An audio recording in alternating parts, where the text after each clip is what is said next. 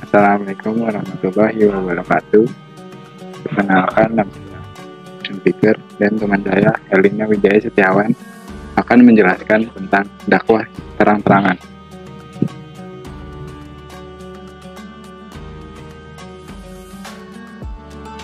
Setelah 3 tahun lamanya, Rasulullah Shallallahu Alaihi Wasallam berdakwah secara sembunyi-sembunyi di rumah Arkam bin Abi al-Arkam.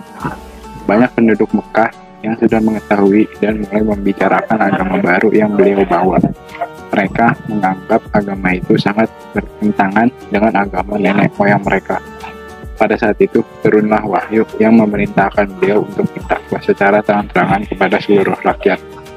Allah Subhanahu wa Ta'ala berfirman di dalam Quran surat Al-Hijr ayat 94 yang berbunyi, "Fastaq bima tu'maru wa asrif anil musyrikin." Maka sampaikanlah Muhammad secara terang-terangan segala apa yang diperintahkan kepadamu dan berpalinglah dari orang yang musyrik. Dengan turunnya ayat tersebut, Rasulullah SAW mulai berdakwah secara terang-terangan.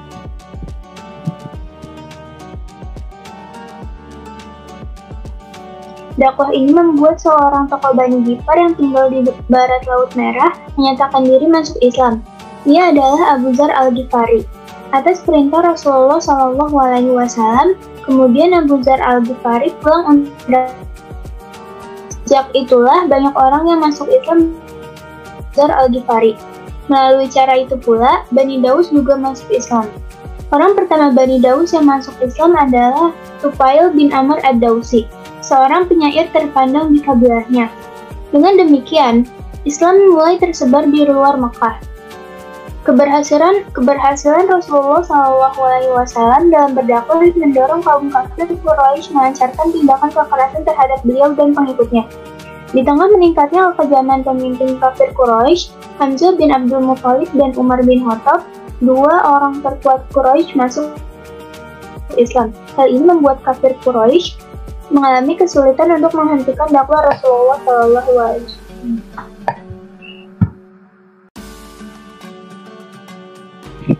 Suatu ketika, Rasulullah SAW melakukan dakwah secara terbuka di Bukit Safa dengan memanggil semua suku yang ada di sekitar Mekah untuk mengetahui apa yang disampaikan oleh Muhammad. Semua suku mengirimkan utusannya. Bahkan Abu Lahab, paman beliau sendiri pun hadir bersama istrinya, Ummu Jamil. Rasulullah SAW berseru, "Jika saya katakan kepada kamu bahwa di sebelah bukit ada pasukan berkuda yang akan menyerangmu, apakah kalian percaya?" Mereka menjawab, "Kami semua percaya, sebab kamu seorang yang jujur dan kami tidak pernah menemui kamu berdusta."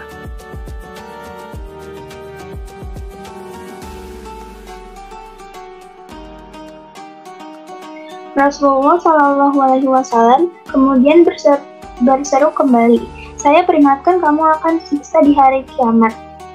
Allah Subhanahu wa Ta'ala menyuruhku untuk mengajak kamu menyembah kepadanya, yaitu Tuhanku dan Tuhanmu juga, yang menciptakan alam semesta termasuk yang kamu sembah. Maka tinggalkanlah Lata, Uzza, Manat, Hubal, dan berhala-berhala lain sembahanmu."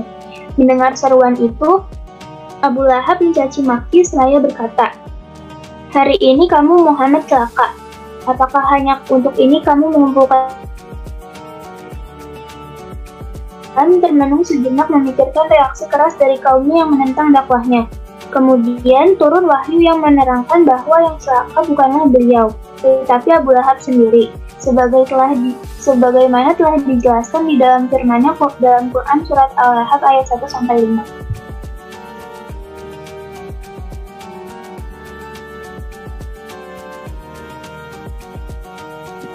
Setelah peristiwa di Bukit Safa tersebut, para pemimpin Quraisy bereaksi dengan melakukan sebagai berikut.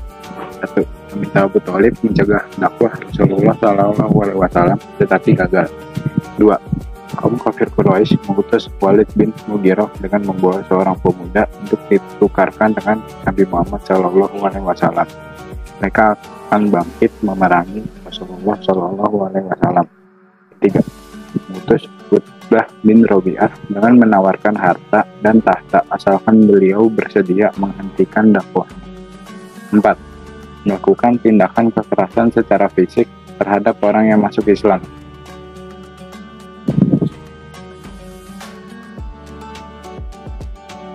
Tekanan-tekanan tersebut tidak membuat Islam dijauhi, tetapi malah semakin banyak orang yang masuk Islam. Hal ini membuat Abu Jahal menekan kepada semua pemimpin Quraisy untuk melakukan pemboikotan kepada Bani Hashim dan Bani Muthalib. Isi surat pemboikotan itu adalah A. Muhammad dan kaum keluarga serta pengikutnya tidak diperbolehkan menikah dengan bangsa Arab Quraisy lainnya, baik laki-laki maupun perempuan. B. Muhammad dan kaum keluarga serta pengikutnya tidak boleh mengadakan hubungan jual beli dengan kaum Quraisy lainnya. C. Muhammad dan kaum keluarga serta pengikutnya tidak boleh bergaul dengan kaum Quraisy lainnya. D. Kaum Quraisy tidak dibenarkan membantu dan menolong Muhammad, keluarga maupun pengikutnya.